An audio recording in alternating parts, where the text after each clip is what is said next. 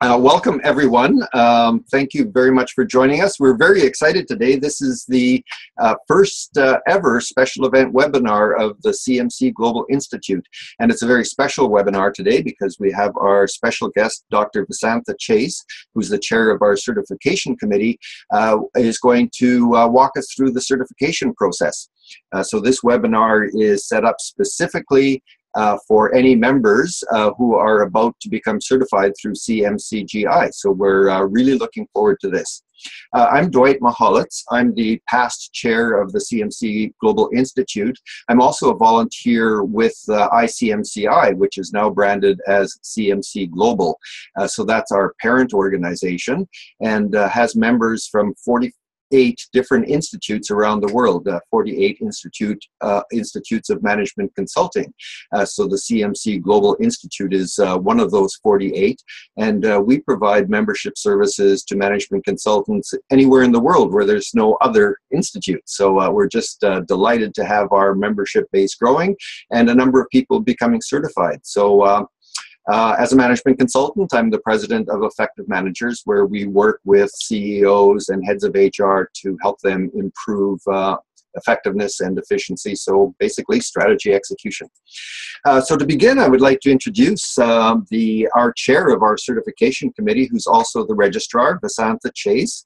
She's been very involved in the Caribbean, is a CMC there, and was involved in setting up the Institute for Management Consulting in the Caribbean, and it makes up a number of different countries. It's the only institute we have so far that has more than one country that is included in it, and given the size of the countries there, that just makes a lot of sense. So she's currently the head of the professional development committee with the Caribbean, does her volunteer work with CMC-GI, and between things does her management consulting work with the St. Lucia National Trust. So we're just delighted to have her here today. So thank you, Vasantha.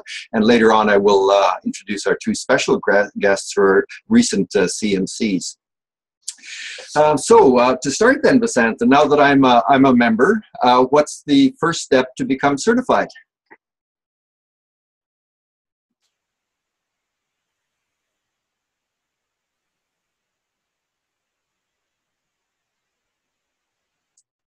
Sorry, Vasantha, you're on mute. We'll have to take the microphone off mute. Sorry about that. Not at all. Before you become certified, the first thing that you have to do is actually to become a member of CMC-GI. And to become a member, then you are actually joining an organization of your peers of management consultants. And the membership in CMC-GI is open to individual consultants from throughout the world, from jurisdictions where there is no IMC at the present time, or where the IMC is only a provisional member of CMC-Global. We want to make sure that our members are not only individual consultants, but that they are also practicing within the Institute's competency framework, which we'll be discussing a little later on, and the code of conduct. Membership is also open to non-management consultants who otherwise satisfy the criteria and intend to, at some point in time, to becoming a practicing management consultant. Excellent. Thank you very much. Why would a management consultant want to become certified and obtain the CMC designation? The CMC designation awarded by CMC-GI and awarded by other institutes of management consultants affiliated to CMC-Global is a designation that shows that the person with that designation has achieved a high level of performance that includes professional standards in technical competencies, in functional competencies, and in ethics, and also global standards in consulting competencies, professional behavior, client and project management, and also in personal conduct. Okay, that's great. So there's a lot to it, and you mentioned, I think, two of the key pillars, the competency framework and the code of conduct. Could you give us a bit of a quick overview on those? Okay. Now, the competency framework, and Modesta, you will recognize that I had spoken to you a bit about the competency framework previously. The competency framework actually specifies a cluster of related abilities, commitments, knowledge, and skills that management consultants should demonstrate in their practice. And it also includes a set of consulting processes that management consultants would have to apply for any of their mandates that they are involved in. So together with these competencies and the management consulting processes, the management consultant would successfully complete an assignment, but not only successfully complete the assignment, but complete this assignment independently and unsupervised. The management consulting framework, therefore, defines the competencies and standards for management consultants. And these were really developed by CMC-Global, and they are used by all of the IMCs, including CMC-GI, for certification of the candidates. And the competency sets knowledge, skills, and behaviors required for successful management consultants. And there are three levels of progression. One is the early stage, that will be a technical expert. The advanced stage, that really talks about expert management consultant and a CMC, and mastery, that means a CMC widely recognized for expertise and actively sought for by senior level executives. And all of these three levels are underpinned by the professional behaviors and ethics. Now let's look at what our professional behavior and ethics are all about. This professional behavior and ethics is guided by a code of conduct. And this code of conduct is made up of 4 pillars. The first pillar is serving the interests of clients. And in serving the interests of clients, management consultants engage in projects that are only in the best interests of clients, and consultants, management consultants must discourage unrealistic client expectations. We also need to ensure that the scope, deliverable, timings, and cost of our consulting support are clear and agreed to before starting.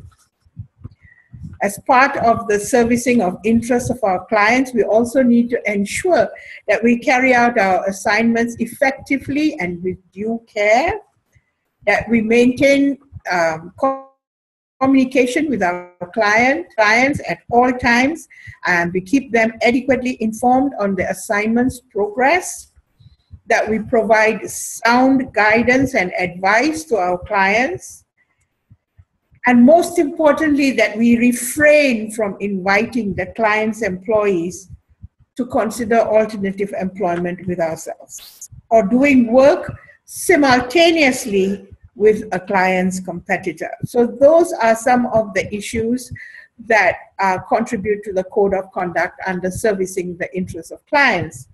Now, in terms of transparency of representation, we have to ensure that we are open and honest about our qualifications, skills, and experience, and only accept work for which we have the necessary competencies. We have to declare to the clients any factors that may affect our independence or objectivity, such as commission payments or other remuneration from a third party in connection with recommendations to our client. We have to always make sure that while we are working with a client, we do not share information with a competitor or receive payments from a competitor for similar kinds of work. And we also at all times must identify and disclose to the client any conflict of interest. And if there is a conflict of interest, we have to attempt to resolve that with the client before we proceed. And we must specify and agree with the client from the very beginning any work that needs to be subcontracted, and ensure that the subcontracted consultants are always abiding by the same code of conduct as we ourselves. Now, the third pillar is about professional behavior. And in this regard, we have to ensure that we treat client information as confidential. And this is very critical, that client information needs to be treated confidentially, and that the information from any other source or going to any other source is also treated with equal confidence. We also must make sure that we do not take advantage of any privileged information that we may gather during our consultancy or during our assignment, and that we use that information to enable others to profit. And at all times, as part of this code of conduct and the professional behavior, we need to ensure that we conduct ourselves in a way that does not question whether we are fit or proper to undertake that particular consultancy or to be a management consultant. In terms of conflict of interest, what we have now discovered is that there are many forms of conflict of interest that not many of us understand. But at all times, we have to make sure that we protect ourselves from any conflict of interest. And if there is a conflict of interest, then we need to bring it to the attention of the client, and together with the client, try to identify the necessary mechanisms to mitigate that professional conflict of interest. Excellent, Vasantha, thank you. That was a great overview in terms of the knowledge and skill base, and now in terms of the code of conduct. So that's very helpful. In terms of a career path, what would you say are the typical career path of someone who is a management consultant who wants to become certified? Why would we walk down that path? Thank you very much, Dwight, for a very good question. Because many persons who are in the consulting profession get the impression that because they are consultants and because they have been consultants for a number of years, they are actually ready or eligible, if you will, to become certified. So I would like to share with the participants in this webinar some of the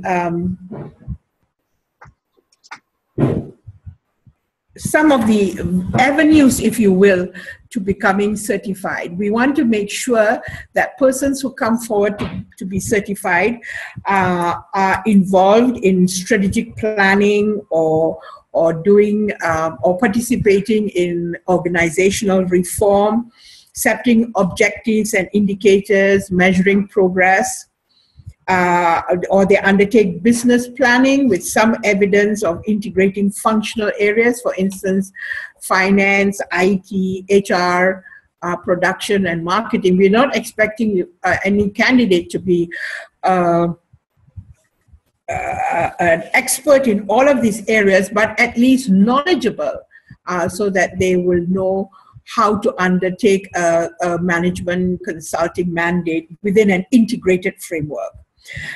We also would like to see candidates coming forward who have some knowledge or expertise and practice in the production of prospective information, including forecasting, scenarios, and things of that kind. Process optimization and engineering, business restructuring, capacity building of individuals, risk analysis, and planning, monitoring, and evaluation. And the list is much longer, but it's why I have mentioned some of this is to be very clear that persons who come forward for certification must be involved in some type of functional competency or technical competency that really profiles them as a management consultant. Excellent, very interesting. So let's move on then to think a little bit, not so much about what we've been discussing so far, which was the basic knowledge, skills, and approach, but the requirements of certification. So, so could you give us an overview of what the requirements are to become certified?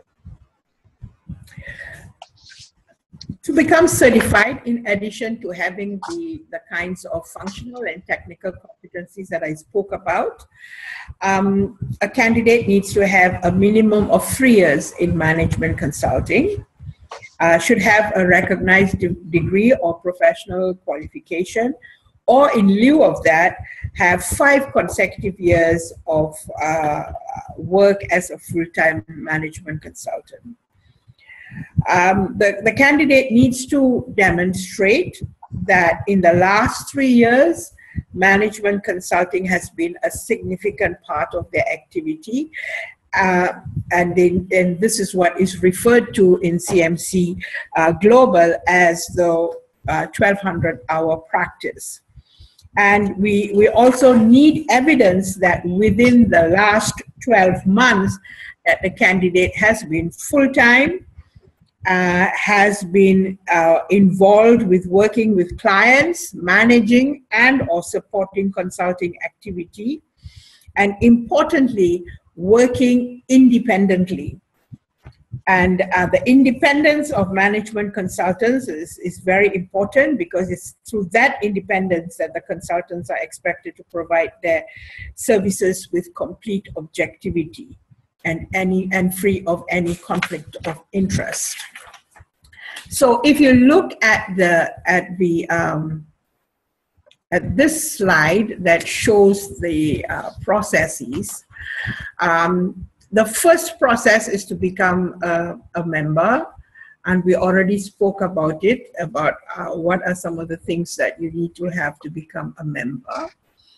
And once you become a member, then the certification committee recommends that the applicant be admitted as a member to be able to proceed to certification when ready. And when the candidate comes forward and informs us that he or she is ready for certification, then the certification committee will provide the candidate with all the necessary information on certification. And Dwight was kind enough to circulate to all of us the manual, and that manual clearly identifies what the different steps are and what the costs for each of these steps are. Once a candidate has been approved and is now ready for certification, the candidate needs to sign an experience declaration form. And the experience declaration form really goes back to prove to the certification committee that the candidate has been a management consultant for the last 3 years, that has been working as a management consultant at least for the previous 12 months, consecutive 12 months, and that has worked on a consultancy that can show his or her independence and objectivity. And after the candidate signs that declaration form, there is a course called the Best Practices and Professional Standards, which we are now putting together and hopefully will have, will be able to roll out very early in 2017. And once the candidate has done all of that, then the candidate is ready to begin the engagement summaries. And a process that is not showing up, unfortunately, on the slide is that the certification committee will identify a mentor who is a CMC or who has been a CMC for at least 3 years to assist the candidates to work through the engagement summaries, including things like choice of the engagement summaries from the portfolio of consultancies that have been undertaken, introducing the candidate to a better understanding of the competency framework, introducing the candidate to a better understanding of what are the different processes that a management consultant goes through in the conduct of that consultancy. So with the assistance of the mentor, the candidate completes 3 engagement summaries. And then when these 3 engagement summaries are completed and the mentor feels comfortable that these 3 engagement summaries are of a state of preparedness ready for the candidate to go to oral assessment, these engagement summaries are then sent to the certification committee. We review that engagement summaries. We may revert to the mentor and the candidate if we feel there's some additional information that is necessary. And once all of that is completed, then we will identify 2 CMCs, and the mentors and the assessors will come from any of the 50 institutes that are affiliated to ICMCI, but they will have to be CMCs and have been CMCs for at least 3 years. So once we have established the oral assessment panel and the 2 oral assessors, they will then communicate directly with the candidate to set up a date and time and the appropriate e-platform that will be used for the oral assessment. The oral assessors also sign a confidentiality agreement in order to ensure that any information that they will come into contact with reference to the engagement summaries are confidential and they do not share that information. The oral exam takes place. The oral exam is based on a oral assessment guideline that has been prepared by CMC-GI, and this oral assessment guideline is based on the competency framework and the consultancy processes. And the guidelines also provide a scoring sheet, so the oral assessors during the assessment will score the candidate according to the questions and the answers to the questions.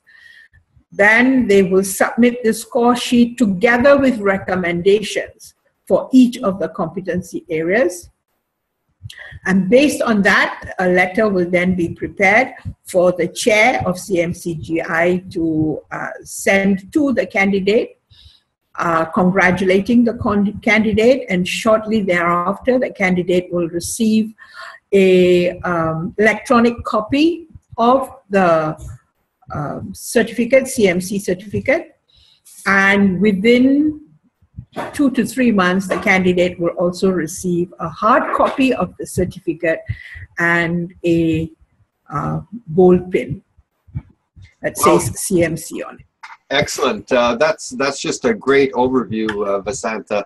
And as people who are watching this video will be able to tell that this is not an easy process. It's something that does take some time and some effort, but the rewards are there because it does show that it's a significant certification and that anyone that does have the CMC after their name has indeed proven that they have the skills and the capabilities to stand out with respect to being able to deliver excellent work to clients. So we've talked about becoming a member, but let's look at each one of these 3 certificates, 3 processes in just slightly more detail, and see if there's anything in addition that you'd like to add. So the first one is the applying for certification. Yes, in terms of applying for certification, as I already mentioned, the certification committee will provide the candidate with information on the certification, and that information will also include the manual that Dwight has circulated. Then the candidate signs the experience declaration form, and as I said, very shortly, we will also be requiring the candidates to do an online seminar and test that will test them on their understanding of ethics. Now, the course is called Best Practices and Professional Standards, and once the candidate signs on to do this course, the candidate has to complete the course and take the test within 4 weeks. And the test is marked, and the score is either pass or fail. If the candidate fails, or if the candidate is not able to complete the course and do the test within 4 weeks, and the candidate is given an opportunity to repeat, but has to pay the cost of doing the test again. Okay, excellent, thank you. And then the third process is about preparation for the engagement summaries. Have you anything that you can add for us in that process? In terms of preparing the engagement summaries, as I also mentioned earlier on, we will ensure that a mentor will be provided to assist the candidate with preparing the engagement summaries, and particularly with understanding what the competency framework and the application of that competency framework. Now, the engagement summaries will have to be prepared in a standardized format. The CMC-GI has developed a template, and the candidates are provided a template. And they have to, the mentor then will walk the candidate through the use of the template and how to answer the items identified in different sections in the template. So the candidate then completes the 3 engagement summaries. The mentor is satisfied. It comes to the certification committee. We are satisfied. We put together a panel of 2 oral assessors, and then the candidate is ready. I may also use this opportunity to state that at the present time, the 4 of us in the certification committee come from different parts of the world.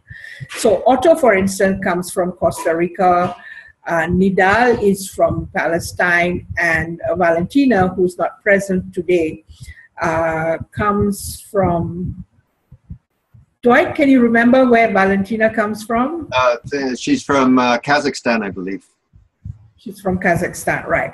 So we all speak different languages. So we just also want to, we hope that we will be able to increase the linguistic capacities of the certification committee.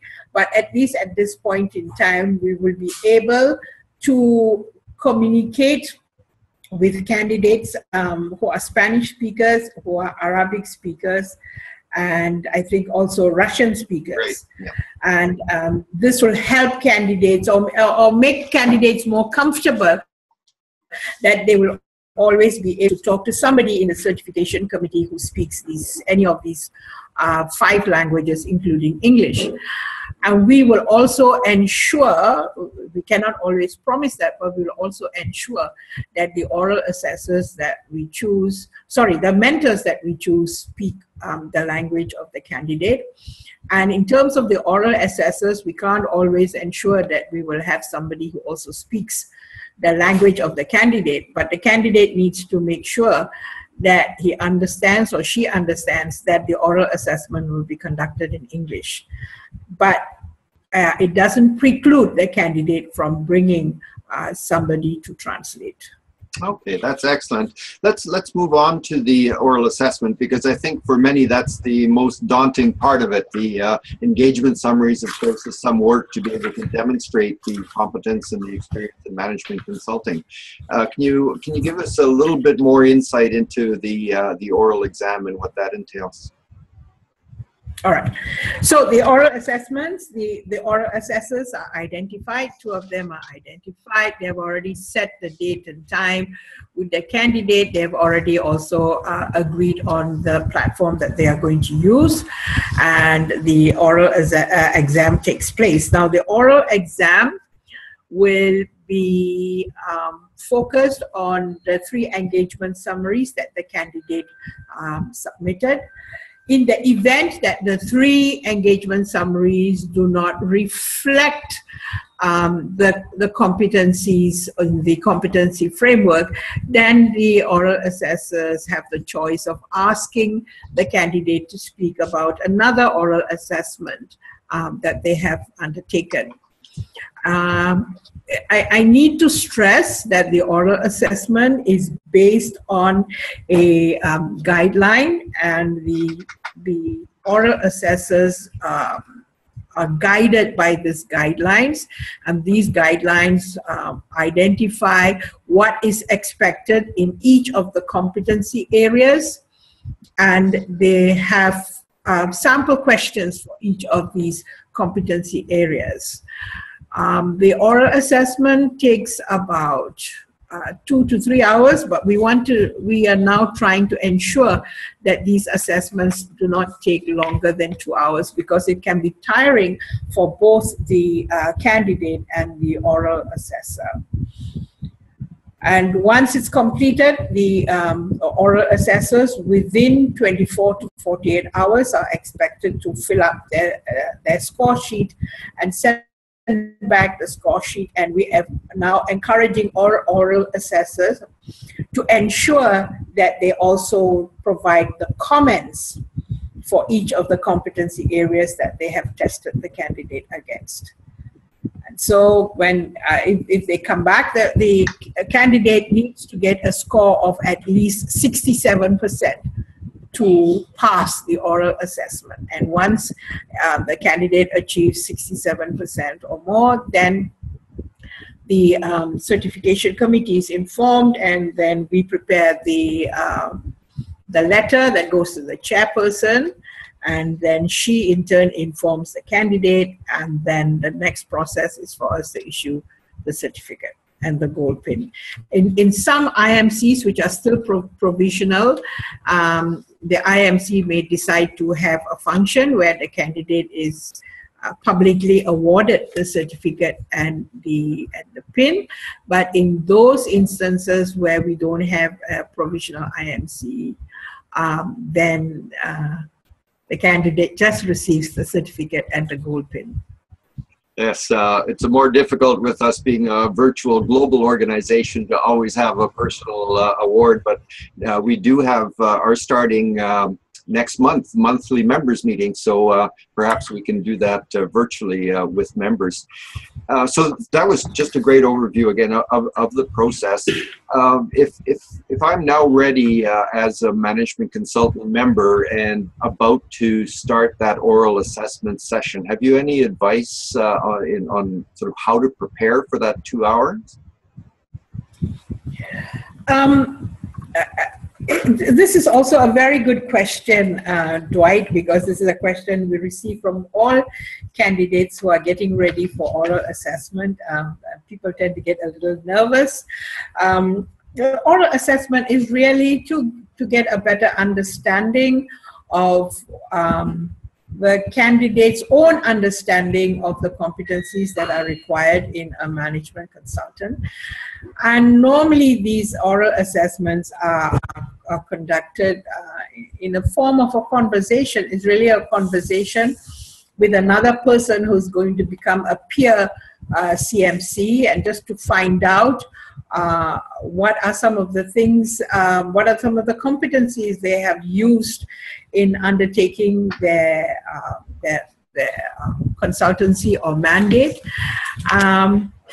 and whether or not they fully understand what is the scope of a management consultant and what is required of them to be a management consultant, particularly to be independent and objective in the advice that they give their client. Excellent, thank you. Yeah, I think I've covered quite a bit of that in the previous slide. Yes, you did. Thank you. Thank you. Didn't mean to cut you off there, Vasantha. So I guess the next question is that people may have is what's the fee for the certification process? How much is that going to cost?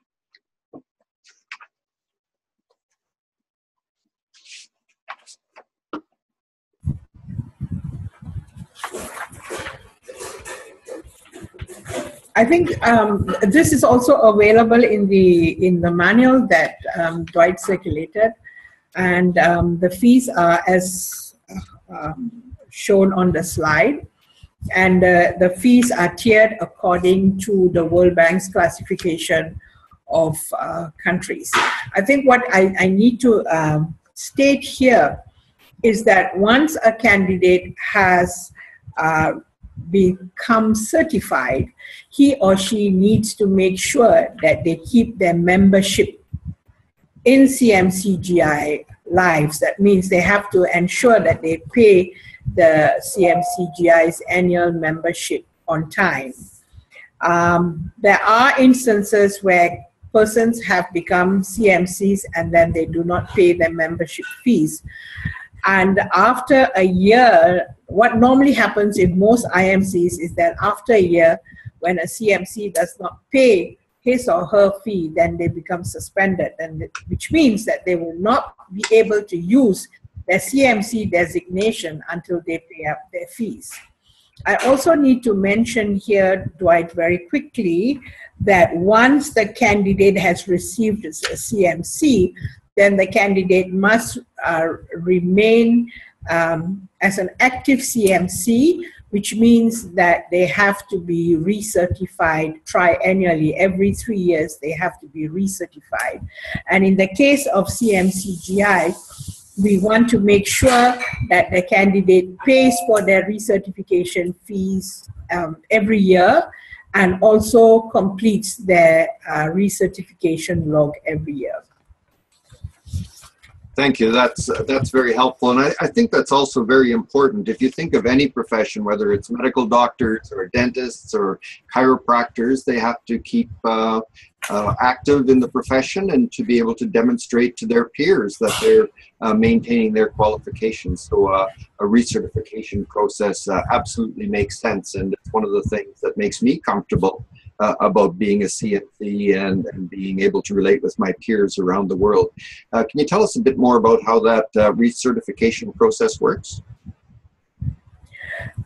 In the recertification process, you have to be constantly be monitored to ensure that you are using the competency framework and that you move from the level 1, where you are having where you show technical and some level of functional competencies, and you want to move from level 1 to level 2, which is a CMC, to level 3, which is a, if I may use my own words, a seasoned CMC, a CMC who has been practicing for a number of years, and not only practicing for a number of years, but also ensuring that he or she is being constantly recertified.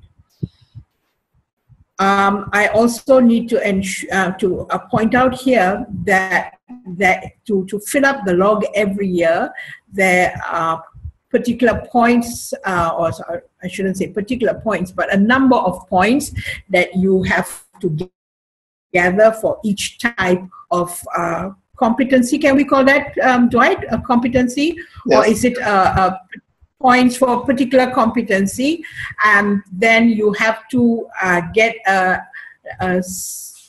fixed number of points for each of this competency every 3 years. So at the end of the 3rd year, you have to show evidence that you have collected over that 3 years, the number of required points for that competency. Yeah, exactly. I think it's a very good process. The board has recently approved it, and it's based on the approach that has been put in place by CMC-Global. Once a member becomes a certified management consultant, we do have a handbook that lays all that out and can give that additional information as well. So those are the questions that I had for Vasantha. You've done just a great job, Vasantha. But before we open it up to questions for the for anyone that might have a question for us, we have two recently certified CMCs. And what I would like to do is introduce them, and they're each going to give us a short overview of their journey to become a CMC and to provide some additional insights in that way. So the first one that I would like to introduce is Otto Acuna. He is a CMC. He's got other designations, as you can see in his education, as a master's in business administration. He's the managing director in EXYGE. I'm not sure if I'm pronouncing that correctly in your language or not, but Otto has been very involved in Costa Rica in the establishment of an IMC there. And the model that we do use globally is that CMC-GI can become a nurturing ground where members, where management consultants can become a member of the organization, and when there are sufficient members who are certified in any one country, then they can come together to create such an organization. So without further ado, I would like to ask Otto to give us some insight from his perspective. Otto, if you will unmute yourself, and we'll hear what you have to say. Thank you.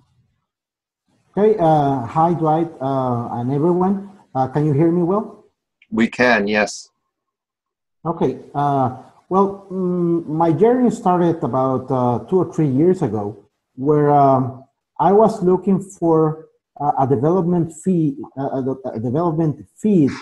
from an organization that would allow me to keep on developing as a management consultant.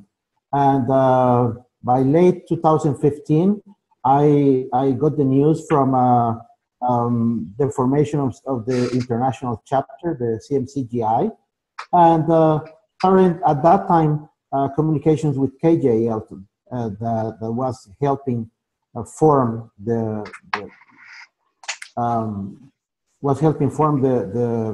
chapter, and I think it has been a great investment in becoming part of the CMC family, if you will. In terms of and the reason why we are here is try to provide some advice to someone who is thinking on becoming a CMC. I would say first, download and get the documents from the competency framework. I think that is very important in terms of reading it through and being acquainted with the competencies that are going to be evaluated for yourself. Second, Vasantha already mentioned that, is request or once you get assigned a mentor, get all your questions out, and also use that mentor as a sounding board for not only questions, but also your own experience, so that you can get a sense where you are strong and if you have some areas that you need to strengthen in order to start the certification process. The other thing that I cannot understate in terms of the importance is about the engagement summaries. I think the certification process is not a complicated one. It's very straightforward if you have the competencies. But you need to prepare in terms of what you are going to present to the certification committee. So, for example, when I did my certification, I knew that the engagements that I would submit, I would have to provide the contact information for my clients, and that eventually the assessors could have a choice to call the clients to cross-reference some of the things that I have placed in the summaries. So I did have the care of making sure, well, first ask permission to my clients, telling them what the process would be, that was something that was good, because that would mean that our services were at a level of an international organization, and that they might be called to cross-reference or cross-check what I was going to put in the summaries. Also, in my case, because of the type of engagement that we do, I did have to ask for permission to share that information for the certification process. So once I got the clearance, I did my engagement, and actually it went very well. The 2 hours of the oral assessment is basically asking you how you do things and how you manage things in your practice, in order to cross-reference with the areas of the competency framework. In my case, I got the framework and I did the cross-reference of the different parts that I was writing in the engagement summaries, and trying to find where this part that I'm writing down is shown in the competency framework. Where can I relate that? So that I did some pre-work before the oral assessment in order to be ready for the questions, and actually try to make the oral assessment more of a dialogue than a one-way street of questions and answers. Let me see. No, I would say that my experience has been great with the CMC-Global, and that would be the advice that I can provide. Excellent. That is just excellent. I really appreciate that, Otto. There may be some questions for you, so we'll put you on standby for now. I would now like to introduce our second recently appointed CMC, who's Nidal Iawidat. Iawidat from Palestine. He's a partner with Agility Management Consulting, and is one of our most recent CMCs that has joined us in the profession. So I would like to welcome you, Nidal, and now ask you to give us any insights that you have to the process as you went through it. Thank you, Dwight, and thank you, Vasantha, and everyone else joining this webinar. The experience started late 2015, and it all went through smoothly as Vasantha just described throughout the diagram. However, I would like to share some personal perspectives throughout my journey towards becoming a CMC. The first step for me was why CMC is a must in my career track, and it all started from there. If you have reached a time where a certification is needed to validate your experience in management consulting, then for me CMC was the only certificate capable of giving that type of validation for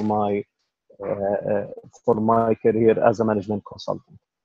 As a CMC, it comes after a point in your career where you have established yourself as a management consultant, where you have been involved in many situations where you should diagnose a situation, conduct problem solving, administer a problematic situation, doing restructuring, come up with recommendation, and advise your clients on the best course of action in the future. This type of experience means that you are on the way of becoming a CMC, and a certification is needed. Throughout the process, so that would be my first advice, is to consider your motive behind CMC is the first step towards passing the process successfully. The second advice would be throughout the process is to focus on what Vasantha just described, the competency framework. I would suggest taking 1 month where you do a matching between your CV and your career, dig down for evidence that matches those type of skills and competencies, so that it makes your responses either through the oral exam or either through the written engagement summaries more concrete, evidence-based, rather than opinions and narrations of track record. I would say this process meant that I'm prepared to any question from the assessors. It also meant that I'm prepared with the help of the mentors to provide the concrete answers to show that I am competent enough on those competencies. The third advice is while you're considering the oral assessment, please do 2 weeks of concrete preparation on the competency itself. Go through the details of it and prepare for the oral assessment thoroughly, so that you make the good impressions on assessors. Language is not was not a problematic issue, as we're talking here universal management consulting language, and it's professional language that you need to become accustomed to. If you walk through these 3 advices, then possibly you would end up successfully completing your CMC journey, and we hope that you join us very soon. Excellent. Thank you very much, Nidal. That was very well laid out. Thank you. And I didn't mention in the introduction that Nidal is also got a leadership role in terms of working with colleagues in Palestine to establish an IMC eventually, and to recruit additional management consulting members, and for more to become CMCs, so that over time we can have an IMC in Palestine as well. So that is very good work, and we appreciate that as well, Nidal. So thank you for that. This has been excellent. We've had 3 very knowledgeable and helpful speakers. I'd now like to open it up to any questions that anyone may have. So are there any questions, or is there any general discussion?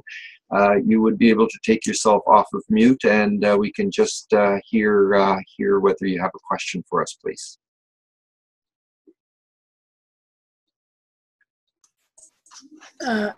Hello, may I proceed, or? Yes, please. Yes. Modesta, go ahead. Okay. All right. I think my internet connection is bad, so I just won't stream the video. Okay. But wow, that was a lot of information, and very useful information. For the first question I have, what type of support do we have during the certification and during the membership that will allow us to grow as individual CMCs, certified consultants, and that will allow us to grow with the organization? What's the progression like?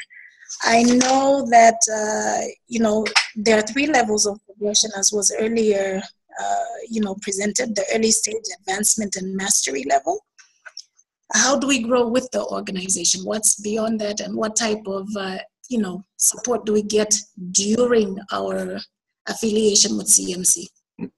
Thank you. That's an excellent question. We do have a professional development committee, and their mandate is to address exactly the questions that you have asked in terms of how do we work with our peers to ensure that we're continuing to improve ourselves and to advance in the profession and to improve the profession overall.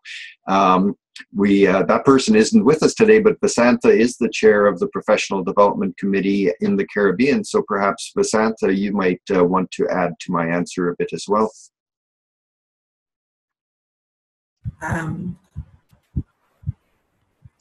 Thank you, Dwight.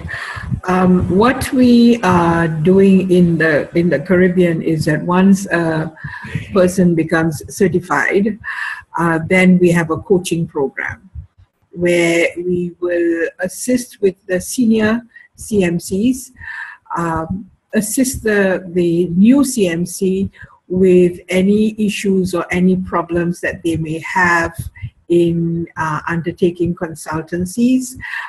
From time to time, for instance, I have been a coach, and from time to time, CMCs, young CMCs may approach me to find out if they should actually undertake a consultancy, that they have their doubts about whether they have their competencies and whether they should undertake their that particular consultancy for fear that they may be contravening the code of conduct because they don't have their competency, or whether they don't have the competency but they should now form a team together. How should they form a team together?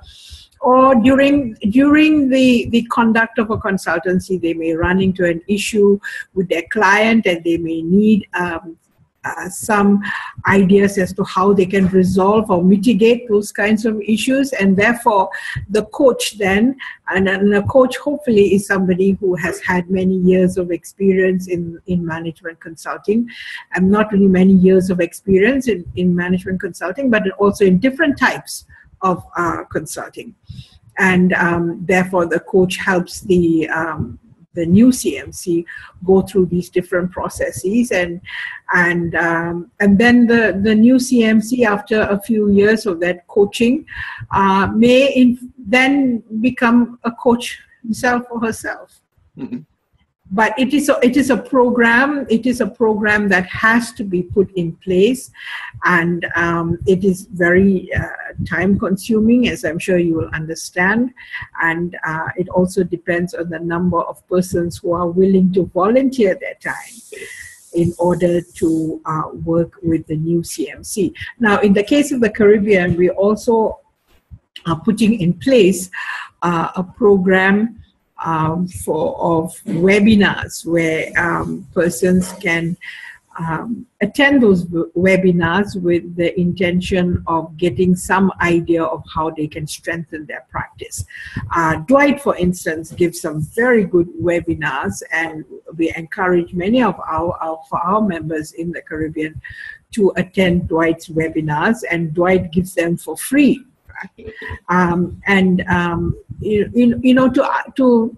To get new ideas about how to improve on your practice. I think that latter. I say all of this. Sorry, go ahead.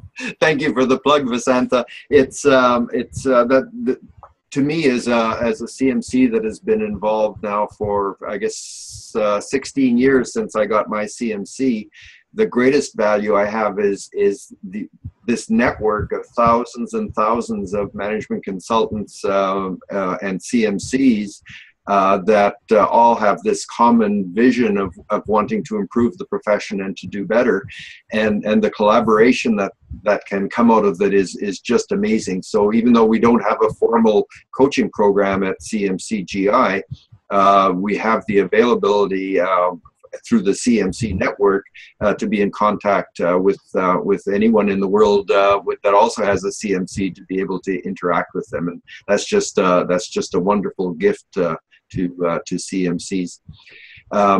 Modesta, did you have from your first question? It sounded like you had two. Yes, I did. Well, it was on the personal level, which I think Vasantha has very clearly said what options there are for development and what type of support the CMC-Global can give. Now, I'm also from an area quite much like Nidal mentioned in Palestine, where they also don't have an IMC office there. Would this also extend the general, the general thought of how to develop personally? Does it also extend to how to help your practice grow and how to help CMC Global grow in their presence in areas where there really has been no presence of CMC? Yes, this is the challenge, and this is one of the reasons why several years ago CMC Global created CMC Global Institute, because there was this recognition that in many parts of the world there was not the critical mass of management consultants to create an institute at the national level, find all of the volunteers to manage it, and to put in place the competency framework and so on. So by creating CMC-GI, we do have this mechanism where management consultants anywhere in the world can come together and we can create this community. Now, it's not as nice as being able to drive across the city and to have lunch with our colleagues, but with our monthly meeting program, we can be getting together. We're trying to build those relationships and help people to be able to relate with each other, so that there's not pressure on someone like yourself to find 10 or 15 or 20 other individuals and create an IMC in order to get the benefits. But over time, if you do have those 10 or 15 or 20 or however many it takes for you to be comfortable to create an institute in your country, then CMC Global will support you in doing that, and can become a provisional member and then go through all of the steps to become a full member of CMC Global. So great question. It's a complicated answer, but I hope that gives you some insight into that. Do we have any? Yes, it does. Oh, thank you, thank you. Do we have any other questions, or Nidal, Otto, or Vasantha, do you have any closing comments? I see we've actually gone a couple of minutes over here. Hi, Dwight. I would just would like to stress the importance in your career of becoming a CMC. Becoming a CMC is an investment. It's an investment in as Nidal very nicely put it, that crowns your experience and your track record with an international recognition that you actually know what you are doing. And that is a marketing tool for clients where, in general terms, all industries are moving towards a certification. So you get the Six Sigma certification for process improvement, and you get the professional, in different areas, the academic accomplishments that you may have before are starting to be are needing to be validated by certifications that show your clients or your employer, in terms of non-consultants, that you know what you are doing, that you keep fresh, that you keep developing yourself and keep up to date with the things that you need to do and know in order to provide the best possible service to your clients. So to me at least, CMC is the mark, the quality mark that shows your market that you are a very good investment in the services you provide. Thank you. Excellent closing comments. I really appreciate that. Next week we have our Meet the Members monthly meeting, and Tamara will be giving us an overview of the work of CMC-GI. I'll be reporting on the meetings that we had in Toronto this past October, which was the annual meeting of CMC Global, and there we were presented with the strategy. So I'll be giving you a quick overview of the global strategy, which will also be interesting. So I think this has been just an excellent session. Vasantha, you did the lion's share of the talking. Thank you very much for all that excellent information. Nidal and Otto, thank you for sharing your journeys with us. And Modesta, thank you for those questions. It helped us get some additional very good information out there. So we'll now close this session. I would like to thank you all. Thank you to all the participants, and best wishes for the rest of the day, and have a very good one. Bye.